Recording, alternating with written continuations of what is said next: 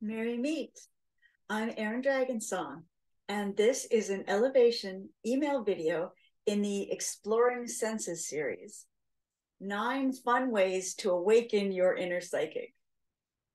As we continue our journey, we move from activating the power of our physical senses to understanding the language of our bodies and tapping into the intricate processes of our minds. Each step is important, building upon the last, creating a solid foundation for the grand adventure, awakening your inner psychic abilities. Yes, you do have psychic abilities. You have probably already experienced moments, at least, of powerful intuition, inexplicable guidance, life-changing synchronicities, maybe even messages from beyond. We all possess these abilities. They're an inherent part of our human design.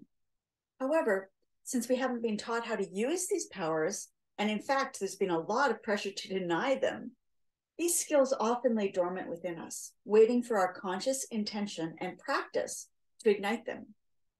You may have even chosen to turn psychic powers off when you were younger because no one taught you how to manage them or control them. But now is the time to reclaim all of your power. Your psychic abilities are waiting for you to awaken them so that they can awaken you. And if you've been using your psychic abilities, now is the perfect time to hone and develop them even more. Why is this so important? And now, most of all, first and most important reason is that this awakening of the full potential of humanity, of you, is essential for the transition into the spiritual golden age. Do we really need another reason than that? Well, there are personal reasons as well.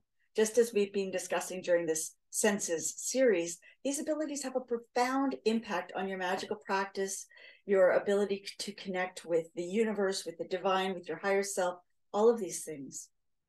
They also reveal unseen energies and enhance your sense of the interconnectedness and the unity of all beings. They allow you to communicate with the world on a deeper level, opening up these pathways to higher consciousness and aligning you more with the 5D frequency of the new earth.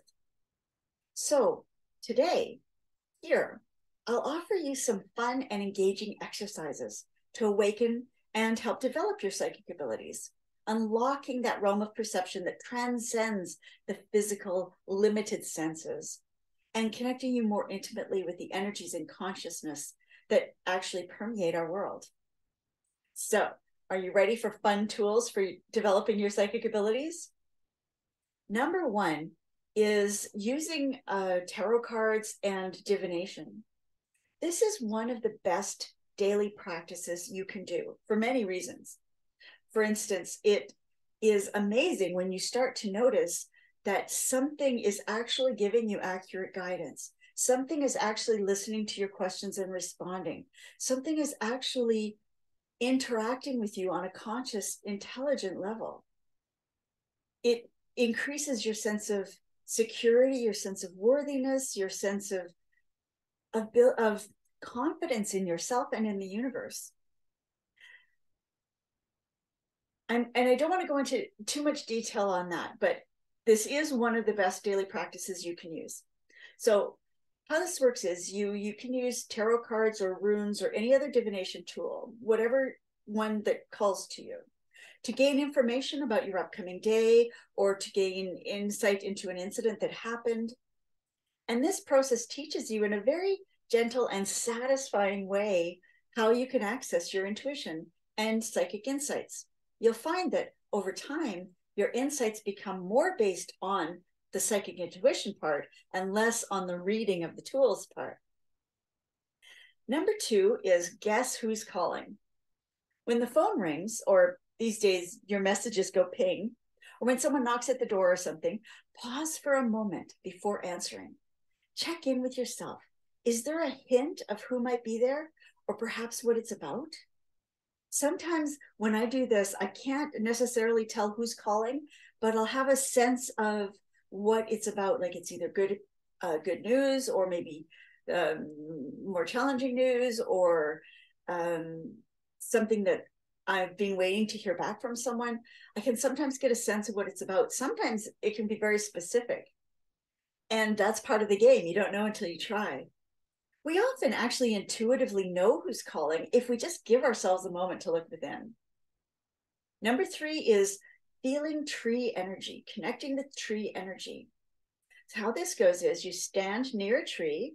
I like to put my hands on a tree trunk, if at all possible, and then just quiet your mind and sense the energy. Sense what you feel or what thoughts come up, what memories, what images, what sensations, what smells. It could be anything.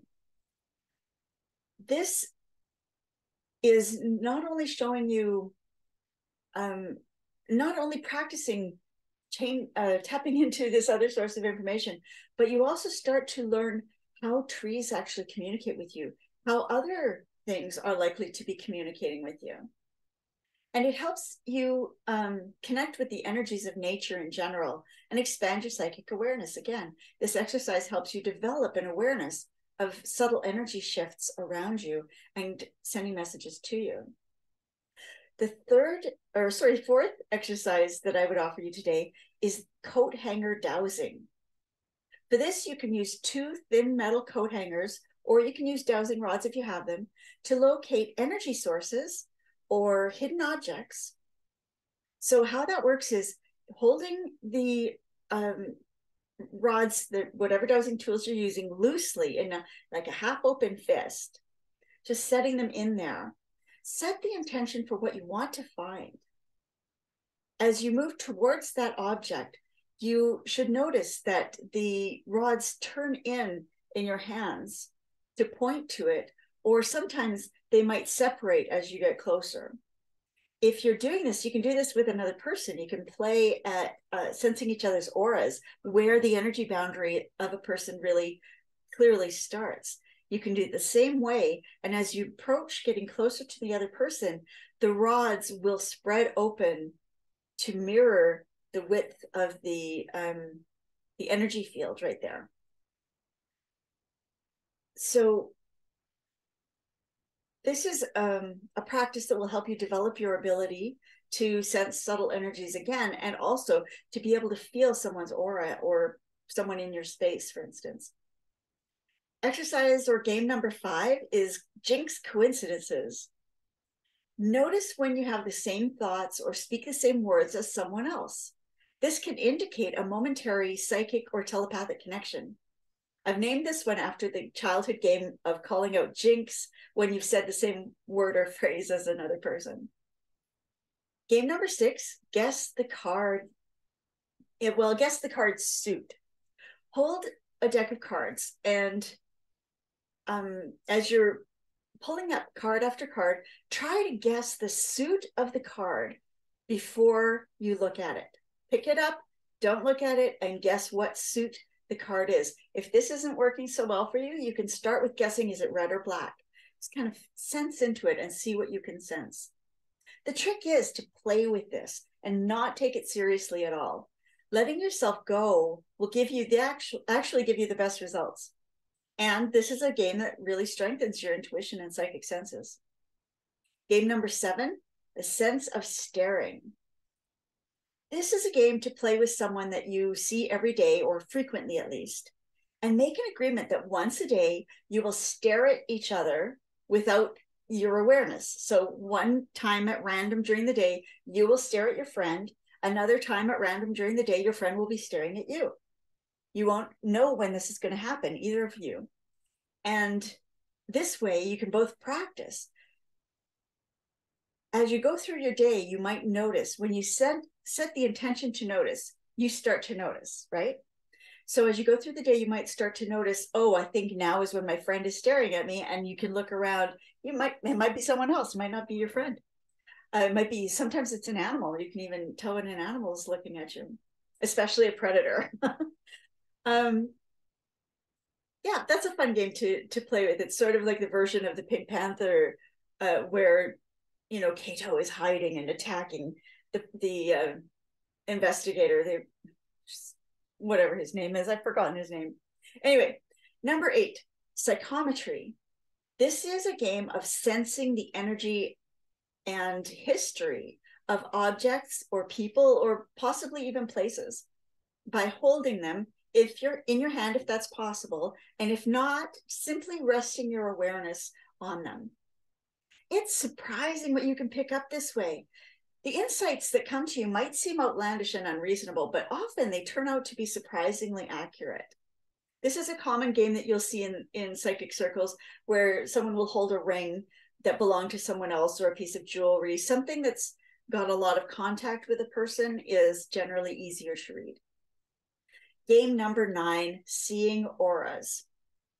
So how this goes is when you're looking at a person or a tree or some living item, some living being against a rather plain background. It's easier against a plain background.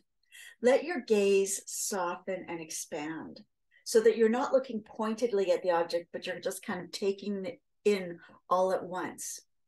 And see if you can notice an energy shimmer or an outline or some light around their form.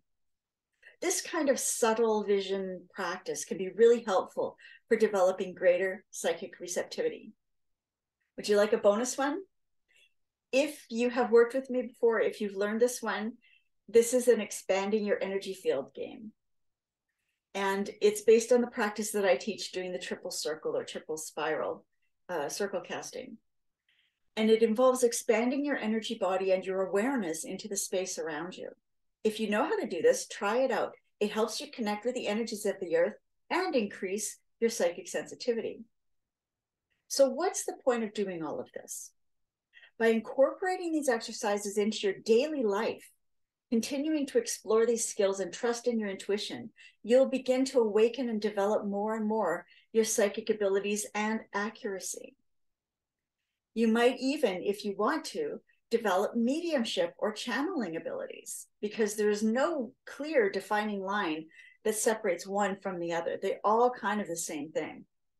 And the fun thing is, as we are shifting more and more into the 5D version of Earth, it's getting easier and faster to develop these abilities. So that's all I wanted to share with you for today. For the next piece in the series,